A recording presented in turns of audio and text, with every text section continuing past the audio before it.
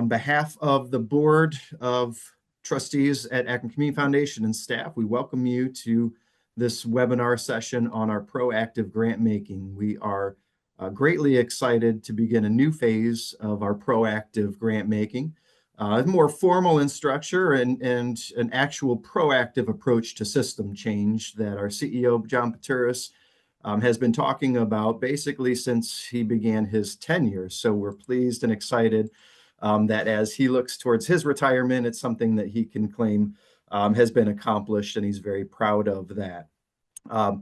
It's not an entirely new process with Proactive, that we have been engaged in some proactive grant making in the past, and I think Christina is going to go a little bit maybe into that history when we get into our session here. But again, this is a more formal way, and as part of this strategy, we want you to know that we continue to listen to your responses, to your suggestions. And so we strategize on how we can activate more dollars out to our nonprofits. Thus, we are going to be engaging interested donor-advised fund holders through this process, hopefully having them activate some of their dollars to increase the leverage of some of the projects that may be able to occur to support Summit County. I want to emphasize that this does not replace the responsive grant making of Akron Community Foundation, where we listen to the needs. You tell us what's happening with your clients, what's happening in the community, and our board of directors responds back by making reactive grant making. So that process will continue. We did not move dollars from that grant making session into the proactive to create that. Again, we're always trying to find new dollars that we can activate for you. This is a process, right? So we do not pretend to know the solutions that our community needs, but rather this is the process that we are seeking solutions from you, from the nonprofits, to change the broken systems that we have so we can build a stronger future while still being able to react to the current needs of our community. So we're going to encourage you to ask questions throughout the process. If you have any questions during the webinar, please use the chat function, and we will be sure to address all of those questions.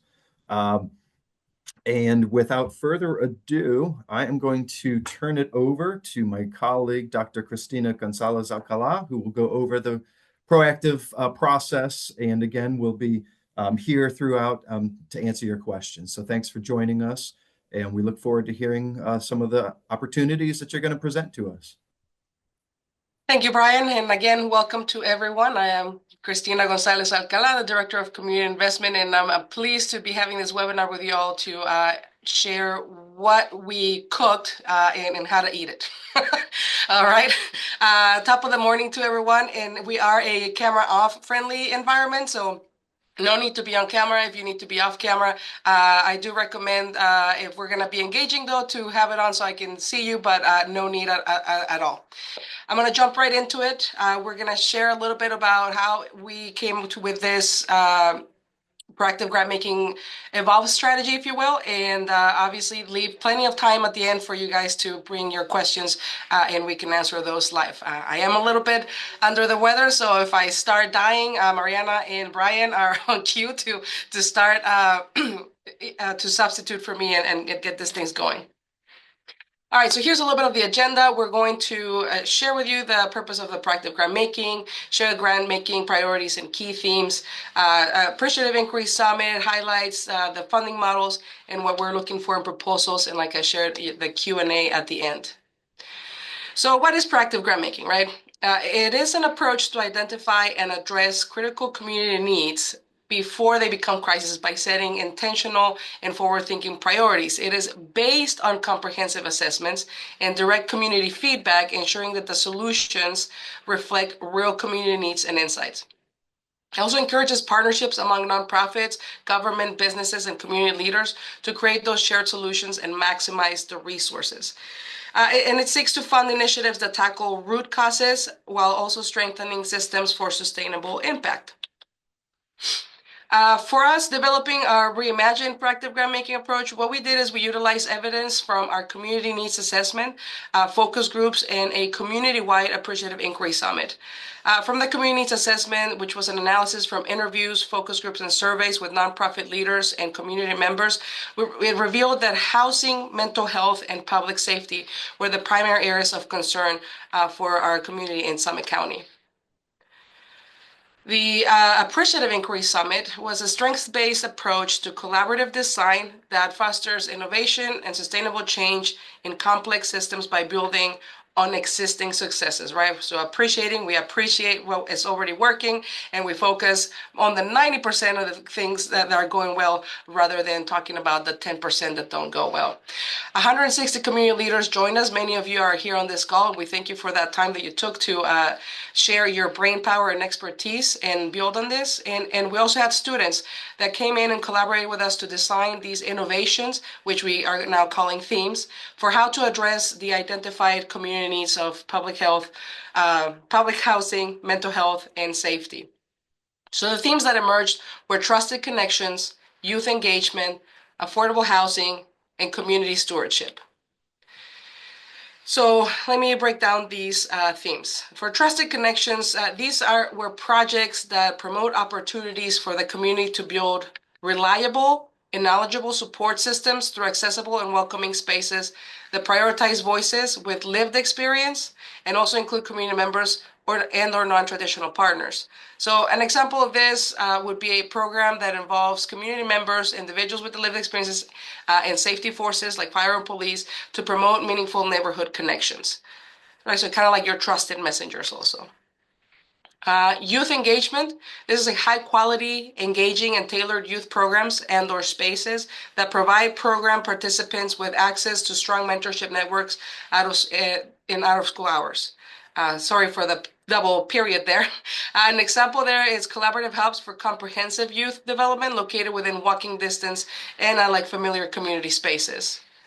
Affordable housing are programs that help evaluate, create, and support housing needs, as well as advance and increase awareness of the housing options and renters' rights. Examples would include partnerships between groups that can strengthen overall community knowledge of housing options, needs, and rights, projects that address gaps in home safety, like inspections and accessibility. And last is community stewardship. So these are educational programs, community events, gatherings, and action plans to strengthen the community's sense of neighborhood pride, responsibility, and belonging, right? Examples include projects to help increase, cultivate, and or maintain our sense of community and safety through neighborhood meetings, community gardens, or even cleanup days. So using the priorities and then centered on the themes, right? So when you think about where we're headed with what we want to see from you guys, you're going to be focusing on the three priorities: mental health, housing, and public safety. Then you're going to, within the themes that I just covered, going to then develop outcomes of a project, which would fall into two buckets, right? So the first one being systems capacity. The systems capacity funding bucket, it focuses on strengthening the ability of organizations to deliver sustained programs. Also enhances resiliency by investing in leadership, collaboration, and technology. So examples of that would be a capacity building grant for an advocacy organization to develop a digital tool connecting with housing resources, legal aid, alongside programming to ensure those needing the tool can access it and know how to use it, right? And my colleague Mariana is going to be dropping a lot of resources on the chat, so please make sure you click on those so they start opening and you save them and you read them. Could just allow you to learn a little bit more of where we based these needs, priorities, and also these buckets from. You know, I like my research, so I'm going to share it with you, and it's for you to use it at your leisure. You don't have to consume it right away, but it is there for you to know that I'm not just making stuff up. It's somebody else did it, and I just enhance it. The other one is systems change, right? So this one is more that targets underlying community structures, policies, and practices for long-term transformation. We're aiming to shift power dynamics here and address the root causes rather than just the symptoms. So examples would include supporting a county-wide initiative to integrate mental health services into, say, primary care settings like schools and community centers or third spaces. And this would involve training healthcare providers, educators, and community leaders, for example, in mental health first aid, and creating pathways for individuals to access preventive care and crisis support in familiar settings, right? So you start seeing how there's a little bit more complex, a little bit more factors coming into this systems change versus just the system's capacity. So for the grant amounts and payments, we've shared that in the system's capacity, these projects will probably be eligible for up to $50,000. We're thinking for both buckets up to 5 applicants. So in the systems capacity bucket, we would probably have about 250 to distribute, and payments would be in a single installment. For systems change projects, there will be grants eligible for up to $150,000, again, up to 5, for a total of $750,000. And for this, because it is systems change, we understand that these are not like microwave, pop in the microwave, and the program is going to be done and set in a year, right? So these are going to be things that take time. And with that, we're mindful of that. So we want to make sure that the funding is there for you as you're continuing to do the work. So funding for this bucket might look like, a tiered approach, where you start with 75 and 25 and 25, right? Or you start with 50, but then, because now you started the ground program, you'll need the additional 75 the second year because now you have all the groundwork done, and now you have to prepare and do the action plan items, right? And so that's going to take for perhaps more money. So we're being mindful of that. Again, we are not here to tell you how to do that and how to propose that, but instead we're being mindful that these things happen. And even if it's systems capacity, you say, it kind of needs to be a 2-year approach to this strengthening and building capacity, then by all means take the 2 years, and we'll figure out how to provide those fundings throughout those 2 up to 3 years. Okay. So the meat of this, right, in the book is what successful proposals look like. And here's the characteristics, right? You want clear alignment with the priorities in housing, mental health, or public safety, right? If you come at me and you say, well, we needed, literacy programs just for the sake of education. Well, we're going to be like, well, thank you very much. That's what our education cycle is there for, right? No, we're talking again, housing, mental health, and public safety. You have to detail a plan for your sustainable and measurable impact. Okay, and then measurable here is important. So we're a little bit more loose on our outcomes when we are asking you to submit applications during our community fund grant applications, the quarterly cycles. In this one, we're going to be a bit more strict on that end. And to that end, again, I'm not going to just tell you to do something without giving you the tools to do it. So Mariana just dropped additional information for them. One of them includes 100 pages. Mariana didn't want to include it, but I said you need to include it because you need to be able to have the information there. And again, up to you how to use it, but I want you to be well equipped to provide us a stellar application that shows your understanding of measurable outcomes, right? Not outputs, but outcomes. And then you also have to show evidence of collaboration and stakeholder support, right? So some of the questions that we got here around this is, well, what happens if, say, AMHA gets tagged for 3 different programs, right? With 3 different partners, and you all, are going to be working with the housing authority. You have in each of your neighborhoods ability to work with the complexes in those neighborhoods. So it's like, is AMHA going to get dinged? No, again, we're understanding and we're encouraging these collaborations. So the responsible party for the finances and for the administrative side of it is the one that's going to apply. And it is up to you and the partners that you're engaging with your memorandum of understanding that we're asking you to craft to determine each of your guys' responsibilities and what you will bring and where money will go with when and what, right? So again, it is your responsibility to let me know, let us know, and the committee know this is how the money is going to be spent. And if you're going to be a partner that is working in multiple initiatives, then, by all means, be mindful of that. And as long as you can execute on those deliverables, then we will be okay with it, right? But again, just delineate in that memorandum of understanding who the responsible party will be, who the check is going to go to, right? Who's going to be responsible for distributing those monies and accounting for them. And then, share that with us so that we understand how you're going to do these collaborations. Another few tips for crafting a strong proposal is, again, show impact. outline measurable outcomes that address community-wide needs, highlight partnerships, describe how collaborations will maximize reach and effectiveness, focus on sustainability, right? Explain how the project will sustain and adapt over time. Again, these are needs that are going to be constantly changing. How will you be adapting to those? And use the systems perspective, right? Demonstrate a clear understanding of what systems capacity is, which I just shared with you, and what systems change is, right? So those will be what we'll be looking for, those things when we're going to be reviewing. We're going to be sharing that with our committee members to know what to look for. And so, if I ask you, you have the tools to make this a stellar application. There is a new requirement for us. We rarely ask you to do X, Y, and Z. In this case, we are asking you to have your demographics via candidate information uploaded to your candidate profile. And let me share a little bit of the purpose of Demographics via Candid. Demographics via Candid is a trusted platform that collects and standardizes your data, your demographic data, because you submit it to them, and then you're helping to create a transparent and equitable landscape for philanthropy. Now, why does this matter? Well, obviously, transparency and equity in grant making are important, right? We ensure a clear picture of the communities being served and the diversity of organizations receiving the funding. So it helps also keep us accountable, right? Of where are we actually investing our dollars in. It helps us identify and prioritize funding for underserved communities and marginalized communities, and to promote equitable grant distribution. It's also informed decision making. It provides the detailed data to assess gaps and opportunities in Summit County. So it helps us and other funders understand demographic trends, fostering more strategic and impactful grant making decisions. It strengthens the credibility and visibility of your organization. Those organizations that provide the demographic data are highlighted on Candid, making them visible to other funders and collaborators. We're always listening from you. You're like, how can I get more funding? This is how you get more funding.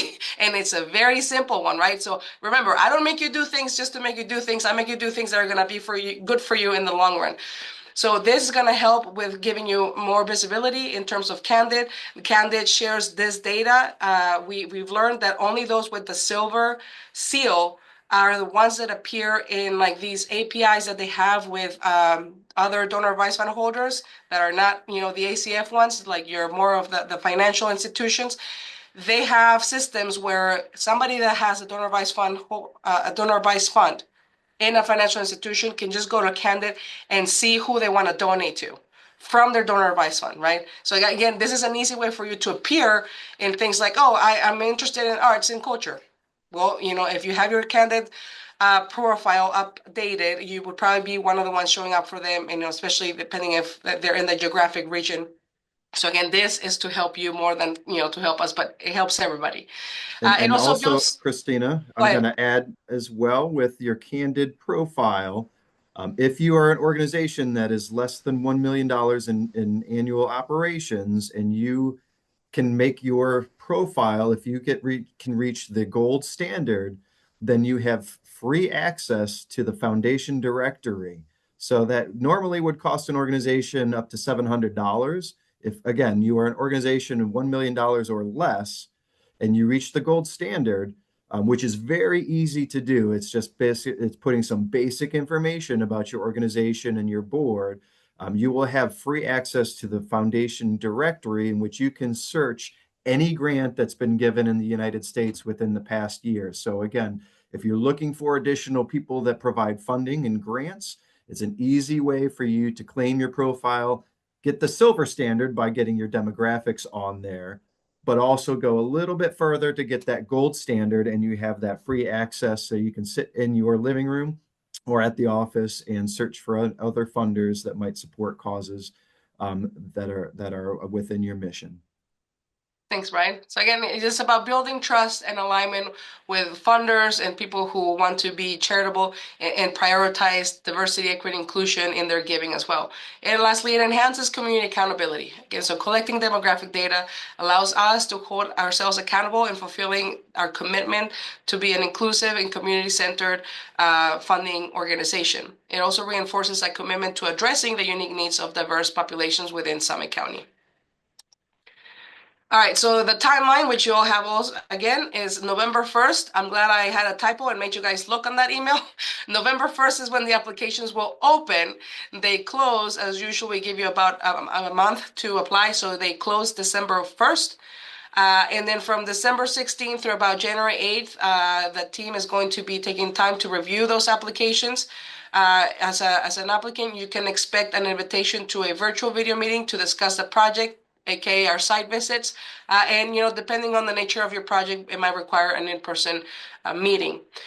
We are going to have a semi-finalist round in this approach. We usually, notify applicants of the decisions made by the committee and by the board once they meet. And so you usually just have our site visit and then you don't hear from us until the decision. This time you will hear who the semifinalists are, so you will know whether or not you quote unquote made the cut. Pardon my golf background, right? So we will let you know January 15 who those semifinalists are. And then on January 29th, we will be having semifinalist interviews. So these are also kind of known as our office interviews. Again, the structure might be slightly different from the ones that we usually have, where we allow 20 minutes, depending on the nature of the quantity of semifinalists that we put through. It might be a shorter interview or it might be a longer interview, right? But we do one for all of you. If you're going to submit an application, anybody that is a responsible party to talk on the application, whether it's the executive director of the applying organization, whether it's a board member or somebody in the leadership position, we are expecting you to be there and to be available to attend the interview on the 29th. So please mark your calendars probably now and allow yourself the entire day, because again, like I said, we might need the entire day to bring you guys in and out. And then February 5th is when our Community Investment Committee will propose the finalists and what grant awards they're recommending, so that on March 7th, when our full board meets, the board of directors can approve and then award those notifications. And you will then again get that email notification of the award. We will have a announcement on March 10th through a press release and in our website and social media.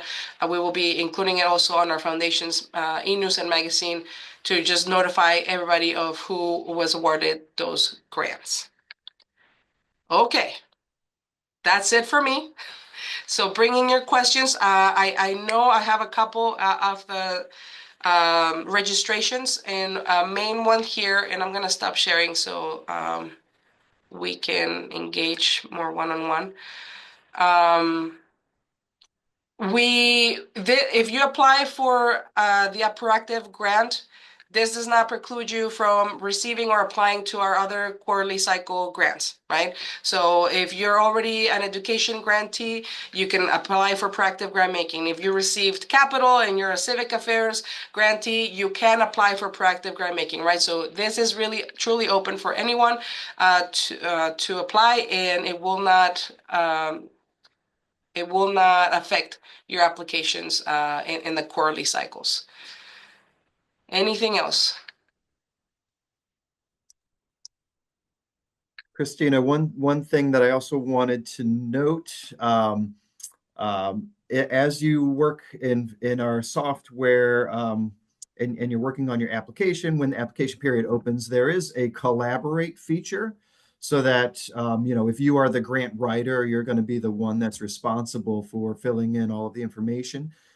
But you need some other staff members, or you need somebody within a different organization to review the information or to add that information. There is a collaborate function within the Foundant software that we use for our grant portal. So don't hesitate to take advantage of that. It's a great way to get other people to review that, so it's not all on one person. Or if you're looking at, you need the finance person to take a review of something, you can have that person have access to the grant application and take a peek at those things. Kate, thanks very much for the question.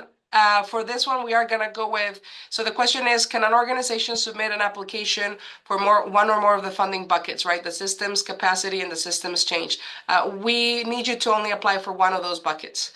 Now, again, if you are doing a project, so if you apply for systems capacity and somebody includes you in a systems change initiative, so as long as you are not the applicant, and then you're just part of the team of collaborators, that is fine.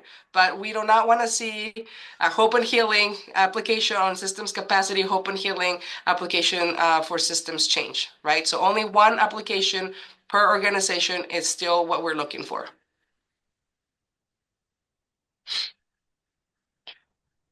Feel free to come off on mute if you want to ask a question or raise your hand, and we'll call on you on the chat. I mean, on the little reactions. There was a question that we had prior to the session that asks about administrative indirect costs, right? One of our favorite things that every nonprofit is always trying to figure out, how in the world do we actually pay ourselves, right? Keep in mind, our board understands, we've been educating them on the reality of overhead. So it's not something that's a very clear definition of saying, oh, you should put in 5% indirect costs, or you should put in 10%, whatever it is. It's more related to the project that you are submitting for. So if you're submitting for something that's going to require a lot of staff time, and it's going to be project program managers, well, of course, there's going to be a little bit of admin time, right? A little bit of that indirect that goes into the to the insurances, or to the CEO, CFO's time. As you're working on your budget, figure out exactly what that number is, right? I mean, if it's going to be a big drain on the CEO to be a part of this project, you have to incorporate that. Now, is that going to be their actual involvement in a program, or are you just saying that you need to run things up through them? So if they're just kind of a check and balance, then the indirect cost should be pretty small, right? Because that's something that obviously they have to manage, oversee the whole program of the money coming in, but they're not going to be the ones that are going to be spending 10 hours a week on the project. If they are involved 10 hours in that project, then that's not indirect, that's direct program expenses. So there's not a direct answer to that, but understand that you can always include indirect expenses in any budget that you submit for any grant. Thanks, Brian. One more thing, in terms of demographics via Candid, we are requiring that you submit your staff and so leadership team and board demographic data. The application period it's a month. We understand this takes time. So as long as you have the Candid profile, and as long as you have the staff information in first, we will allow up to, the interview for you to start requesting that information from your board members, right? I am also a board member at the Civic Theater. We did this. We had 32 board members. I think we had 31 respond. So only one board member didn't respond to our survey, and they were just engaged in other activities, so they actually are no longer a board member anymore anyways. But it is something that it is possible. So if I did it with 31 board members, I trust that you can do it, and if not, ask for help. But again, it is something that we're going to require. And if come the interview time, the semifinalists, if you don't have that, we're going to have to respectfully decline your application and say, try again next time, because we are going to be a little hard on that, okay? Matter of fact, I have another webinar here in the afternoon, presenting on this demographic via Candid. So please make sure you do that. Reach out for help. Candid, we have an amazing friend in Brian Schultz. So anybody that just needs help with this, just reach out to them. They have a fantastic team that is dedicated to helping you and assisting you, because it actually helps them too, again, right? So reach out, and please do not be like my students when they're reaching out, the day off and then say, if I didn't get it, no, you have a month, a little bit of a month and a half. I trust that you'll be able to do this. Christina, I think there's been a couple of questions related to capital, and specifically maybe new housing projects, or how capital projects might fit within these capacity system,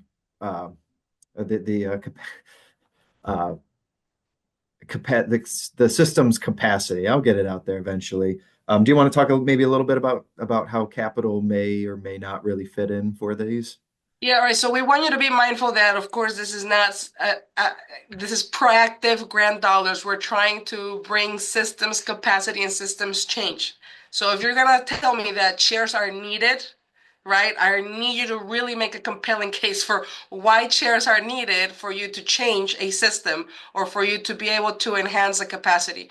And it might be that, hey, Christina, we need chairs because we're doing a community meeting, and honestly, we have a warehouse, but we have no space.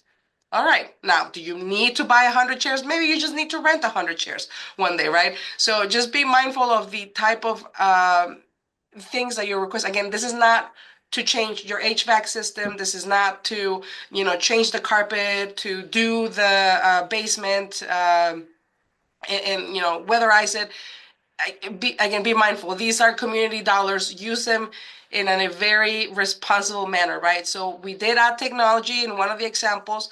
Again, this is you using technology, perhaps, right? So if you need to buy some kind of fancy software or something that is gonna allow to connect again our community members to from their mobile device, get connected to face-to-face time with a lawyer that's gonna help them avoid an eviction, by all means, that is something that we would support, right?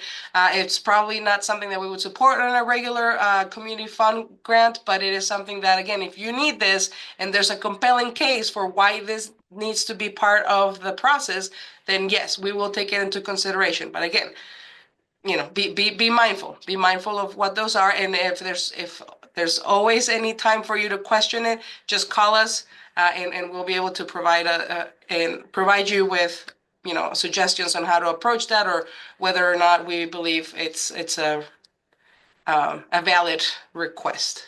And I I'll think a Brian helpful email me. helpful way to think about it too is that if you're going to be asking for a capital request as part of this, um, think beyond your own organization, because if you're asking for a capital request and we are looking at it and we could give it to you or we could give it to 4 or 5 other organizations that might have asked the same thing, or maybe they didn't ask, but we know that they have those same capital needs, or those same ways to expand their program. That's not really a broad, proactive system change type of approach, right? That's more specific. My organization needs this for capacity growth. We're looking at system capacity growth, not individual organization capacity growth, right? So think of it that way, that if it's if another organization could get the same amount of dollars and do the same exact thing, but you just happen to be the one that's applying for it, chances are that our committee is going to see that and say, well, there's 4 other organizations that could be doing the same thing. Why are we going to single this one out just because they applied for it? We're looking for broader approaches that involve collaboration, and more community-wide solutions as opposed to just organization solutions.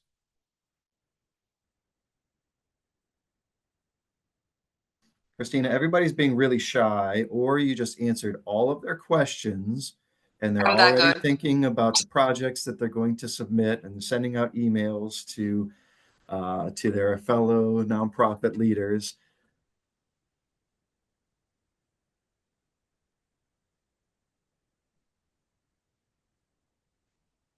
We appreciate that, Amanda. I know it takes time to process. We'll be mindful of that. And that's what we're here. You can just, type in your question as well if that's easier. Um, we want to stress the fact that we rely on you guys for the expertise and rely on you guys for telling us what works, right? Again, you are the ones that are with families, with individuals, with students, with kids in a, daily, almost daily basis. What do you see is what this community needs to improve ourselves in mental health space, to improve in housing, to improve in public safety, right? And it might not be something that we are able to change right away, but we're being optimistic in that we have a lot of talent, right? And in our Appreciative Inquiry Summit, we talked about how we're resource rich and navigation poor. Well, this is us being mindful of that and wanting to increase on that navigation, right?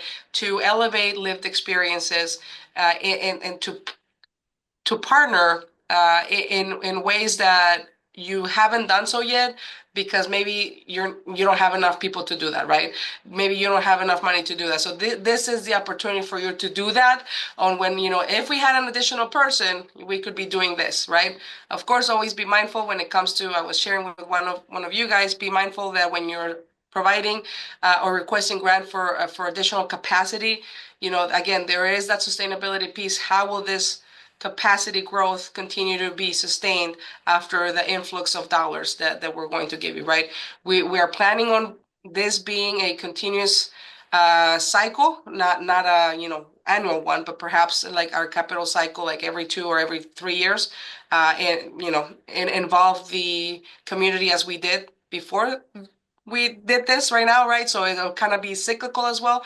So that's what we're looking for. We're looking for you to take time to reflect, to innovate, create on these solutions that we all know we have the brain power and the expertise to do it. Sometimes we just need that extra additional support to execute on it. Uh, Brian, do you have Brian's Schultz email handy to drop in? Let me see if I have it.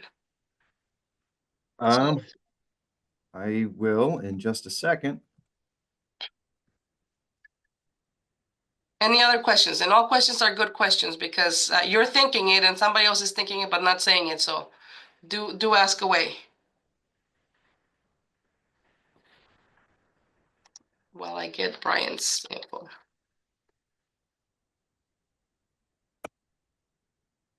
Oh, I thank you. just popped it in there. Brian Schultz, he did a presentation for Akron Community Foundation, I guess earlier this year on demographics via Candid.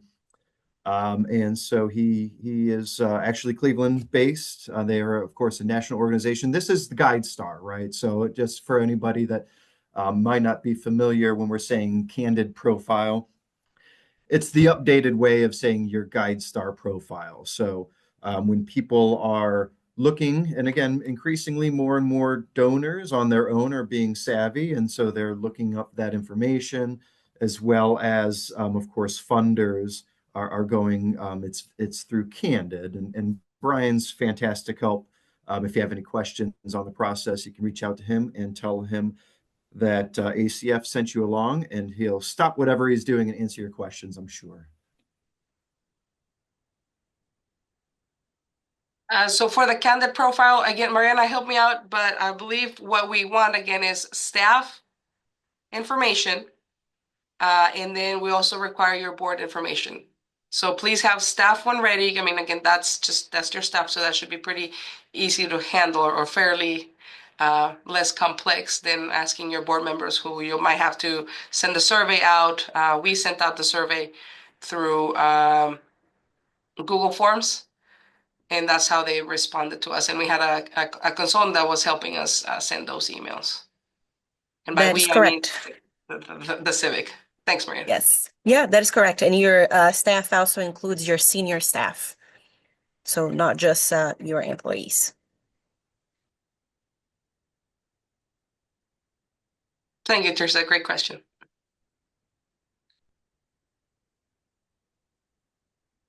Good question, Bridget. We want to, ideally, it's every partner, right? However, it's possible that you're partnering with somebody who is perhaps an artist, right? And so they're their own particular person.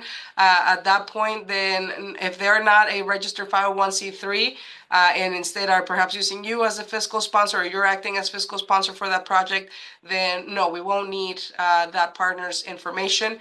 However, again, we want to make sure for our accountability purposes that you share with us who will be served in the applications. And Christina, could you repeat that question for the group? I think that question may have just gone to you.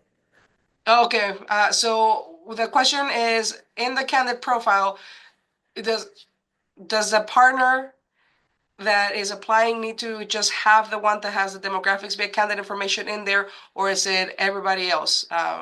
So again, is it just everybody else or just the partner? Who needs to have their demographics via candidate information? ideally everyone that's going to be part of the application, required just the applicant for sure. Again, as long as you're able to tell us who you're reaching, and who will be involved in the project, then we should be okay. But again, ideally, everyone that's participating has a demographics via candid data on it. But we won't hold you hostage on moving forward in the application process if your other partners haven't done that yet. Unless, again, they're the huge partner and then the ones that are providing the service, then, we will need to know. So it might be on a case-by-case basis, but for sure, anybody that is applying must have their demographics via candidate data submitted. Like in applying, I mean filling out the application.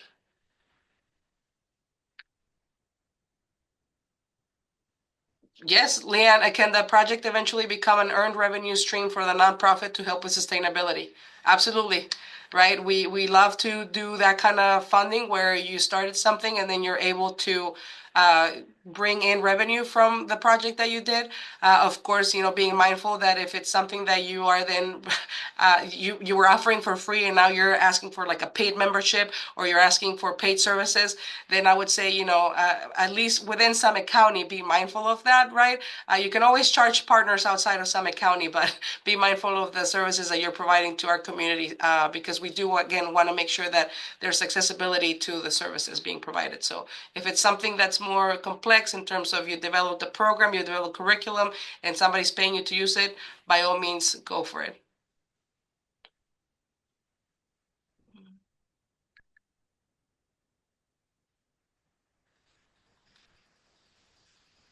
Evelina, so you're asking if everybody needs to complete every single category in the demographics via candidate. What we want for you is to try, right? And if there's people that when it comes to gender and they don't disclose it, that's fine, but at least they put did not disclose, right? Or a certain race did not disclose. But you telling me that all your board members didn't submit any of that data will probably not fly. All right, just because again, it's something that we are very intentional about in terms of receiving that data so that we know who we're serving, we know who's going to be benefiting from the services or programs that you're providing or the initiatives, and who is making those decisions, more importantly, right? We want to make sure that those decision makers, again, we're trying to shift power. So we've got to make sure that those who are in positions of power are also representative of those that you're seeking to serve. So no, if even if it's 50% of the people that didn't reply on that's fine. But again, give it a shot and go through those webinars, review those trainings, because Candid has quite a few on how to approach your board to get the most amount of participation out of them. So thank you for that question. Yeah, and there's an option to enter unknown or decline to state if those board members, in some response to some of those questions, declined or again if they just didn't respond, then you could put unknown, because it's not going to require that you have to have 100% participation. It's just so there's resources on Candid and some of this information that Mariana put out.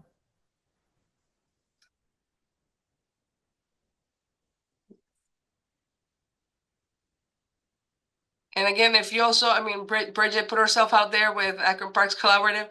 If anybody would like introductions, again, we're going to be mindful of how much you ask, but we're willing to make those introductions for you. If you need contacts at certain organizations, allow us to help you in terms of making those connections. We do know about 300 of you guys. So we should be able to find somebody that you're looking to partner with and be able to provide that connection if you don't want to make a cold call to them. So we're more than happy to do an onboarding introduction.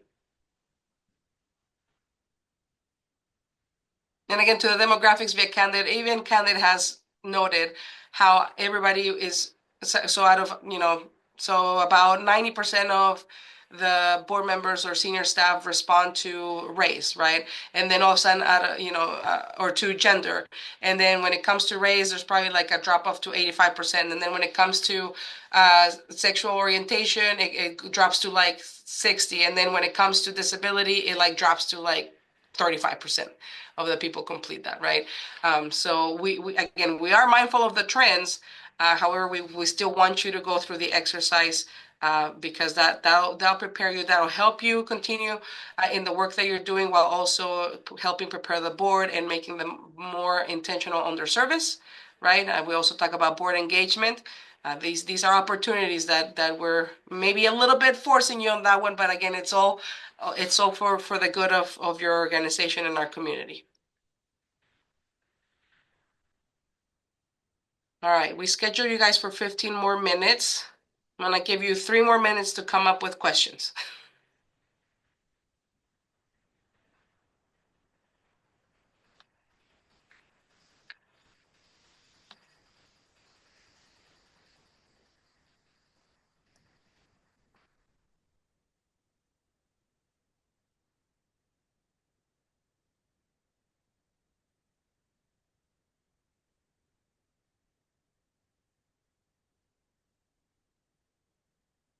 Remember to also be mindful of the partners. If you're gonna be partnering with Akron Public Schools, make sure you have a good connection there, right? Don't just try to come in and, barricade and say you're scheduling all the CLCs for the programming that you have for, seniors.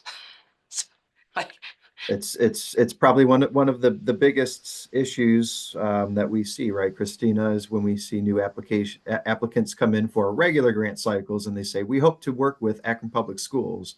Hope to work is very, very different than we have a plan, and we are currently working with an organization. So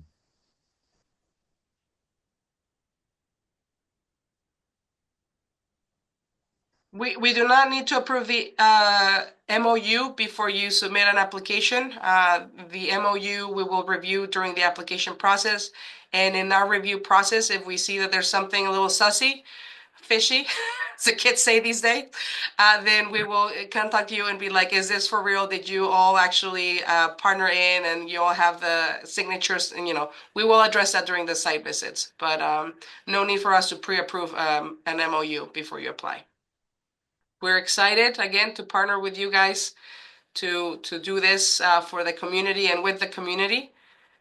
Reach out again if you have any questions or if you have any would like to ask for suggestions. We are best and most responsive prior to November 15th. After November 15th, it's likely we're a little less available and less fresh on our mind to provide the connections that we would have in the next couple of weeks. So do feel free to reach out. typically email is the best. Doesn't mean phone calls won't be returned. It's just it sometimes can be challenging to it's easier to work in various hours responding to emails, I would say. Mariana, anything else?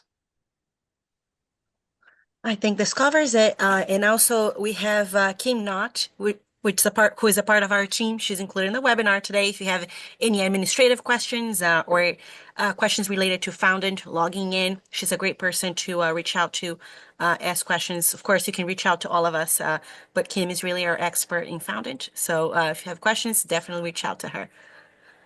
Absolutely. Found them and the questions and really everything. We're here thanks to Kim teaching us everything that she knows. And Teresa, yes, we will be posting this recording will be active on our website. When you go under Proactive Grants, we'll get a link up there, as well as our YouTube page. So those will all be available. And you know what? We'll say it now. I guess we'll send up a follow-up email that will include the link also. So somebody from our team will do that now that I just spoke it out to the universe. So we'll get that out to you so you can review the webinar and go over any of the information. And thanks, yes, we will also share with everybody that registered for the webinar. We'll share the slides We'll probably have our VP of Marketing Communications or our team upload those as well as part of our Proactive webpage, just in case, to help you guys out.